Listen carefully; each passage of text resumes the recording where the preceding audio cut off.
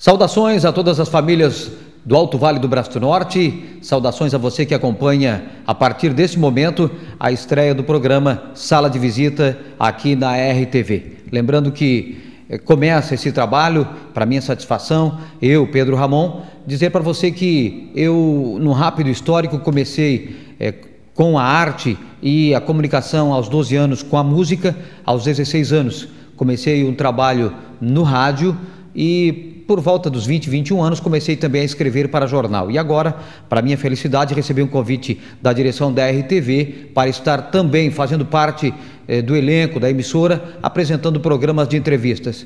Estou muito feliz, agradecer o diretor, o senhor Redivo, agradecer o Israel de Souza, que é o nosso coordenador da RTV na região do Vale do Braço do Norte, e comigo em mais esse trabalho, a partir de agora, com o programa Sala de Visita, o Henry Betti. E para a estreia do nosso programa, para nossa felicidade, cumprimentando você que em casa, a sua família, liga o seu aparelho de televisão, o seu receptor e acompanha a nossa programação. E a partir então desta segunda-feira, dividindo o tempo aqui com o nosso companheiro Israel de Souza, ele que a partir das 19 horas dá sequência à nossa programação com informações importantes, atuais, que são notícias, fatos que acontecem em toda a região do Vale do Braço do Norte. Estamos recebendo, para nossa alegria aqui então, o professor Lourenço Miller, ele que é maestro, formado no magistério. A gente vai conversar com ele durante os próximos 30 minutos, sabendo dele a sua formação, ele que é grão-paraense, saber se ele nasceu em Grão-Pará, a formação dele, a atividade enquanto professor, enquanto pedagogo, como foi, quanto tempo foi, e a sua ligação com a música, ele que teve contato com grandes nomes da música de coral em Santa Catarina, inclusive com o saudoso Acácio Santana, maestro da UFSC, Universidade Federal de Santa Catarina, e que juntos desenvolveram projetos importantes, que contribuirão, sem dúvida nenhuma, registrados através do canto coral para as futuras gerações. Professor Lourenço Miller, uma satisfação recebê-lo para o primeiro programa no Sala de Visita. Os cumprimentos a você, Israel, a todas as pessoas que nos assistem nesse momento também, mas eu acho que a satisfação é minha, pelo fato de eu ser a pessoa que você escolheu para inaugurar, digamos assim, para iniciar o seu programa. Então, é uma satisfação realmente grande, E tantas pessoas que existem ali, que fazem a arte, que fazem a música, que fazem as coisas acontecer, e você preferiu que eu fosse que fizesse esse primeiro programa para você. Como músico, eu tenho a impressão que como entrevistador até pode ser, que tenha sido essa a prioridade de início, e a direção da emissora acatou prontamente quando apresentei a sugestão, e por isso então o senhor está aqui. Professor, inicialmente falando um pouquinho do seu início de atividade, a infância, a entrada na música, enfim, a família que é Miller, e vocês têm uma tradição muito grande também musical, Israel, a nossa família, ela é de São... Ramon, desculpa. A nossa família, ela é originária de São Pedro de Alcântara. Nós somos daquele grupo de alemães que migraram para o Brasil em 1828, 27, 28, chegaram em São Pedro de Alcântara. E o meu pai, com a esposa dele, meu pai Miller, e o meu avô Miller e a minha avó Queires, são daquele grupo Miller e Queires de Florianópolis. E como talvez tiveram dificuldades em São Pedro de Alcântara, procuraram lugares melhores e acabaram se instalando aqui. Então nós somos os únicos da família Miller e Queires que vieram para essa região. E meu pai era agricultor, a gente precisava sair de casa para se formar, e foi o que aconteceu comigo.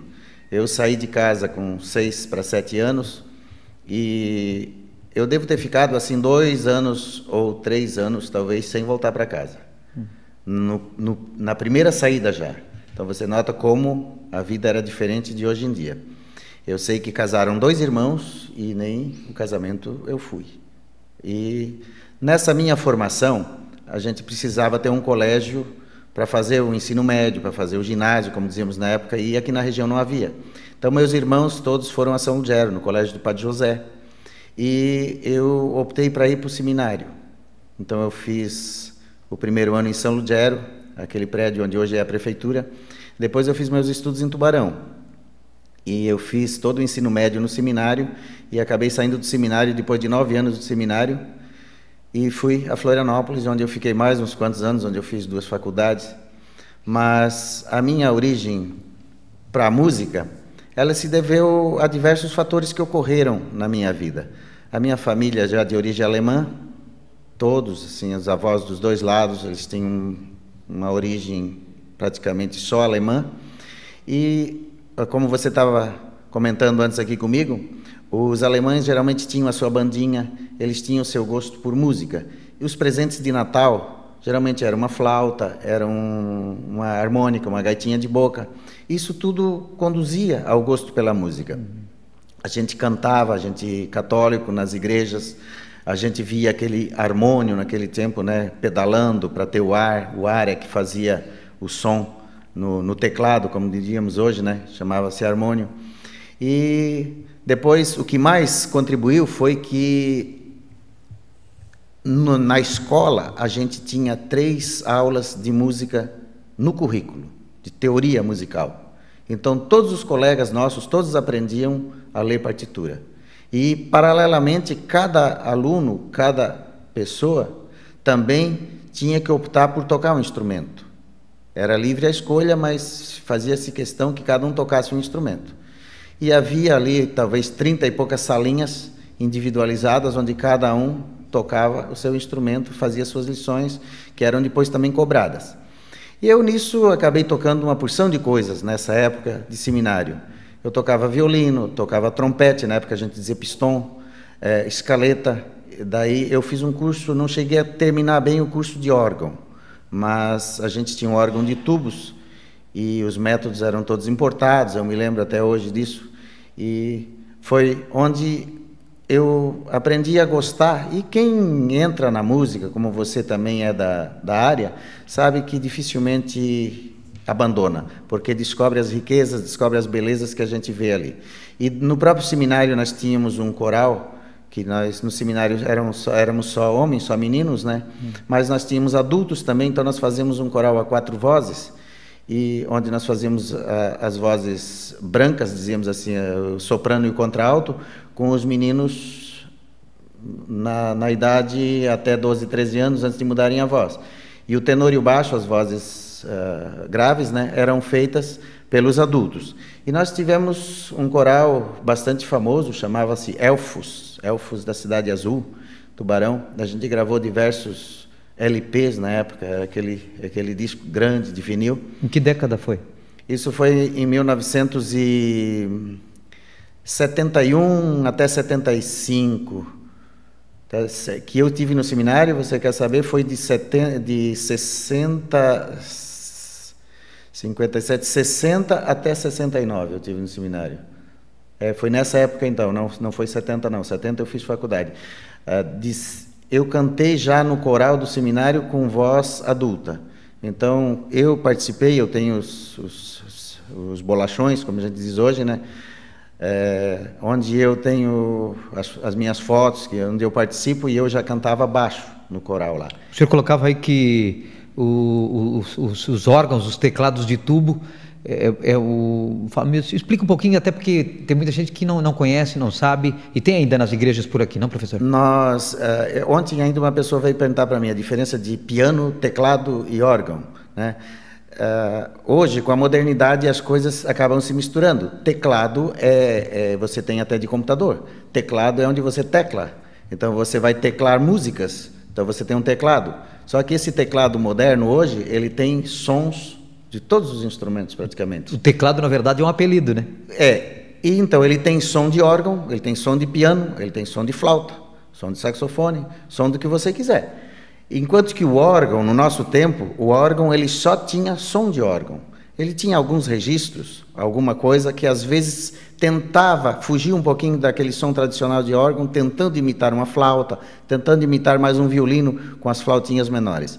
E os órgãos mais famosos eram os órgãos de tubos, como nós temos um aqui em Braço do Norte ainda. Eu acho que só eu e o Guilherme, nós somos 2 pessoas ali que que tocamos aquele órgão. A gente, de vez em quando, de tarde está ali, daí os turistas, algumas pessoas sabem, vêm ali e ficam admirando o som desse órgão, que deve ter em torno de 800 e algum mais tubos, e todo o som é feito com ar. Existe um compressor bem grande, ligado com um motor na energia, e o ar sob pressão, ele vai para os tubos quando a gente libera no teclado do órgão. E esse é acionado pelos pedais, né?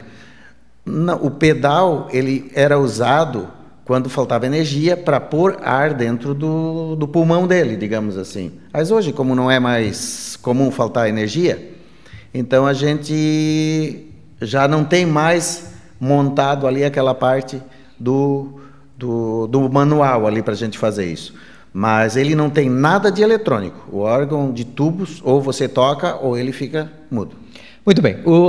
Uma curiosidade que eu tive aqui, quando o senhor colocou que aos 6 anos, demonstrando muita personalidade, saiu de casa e foi cuidar da vida, tinha objetivos.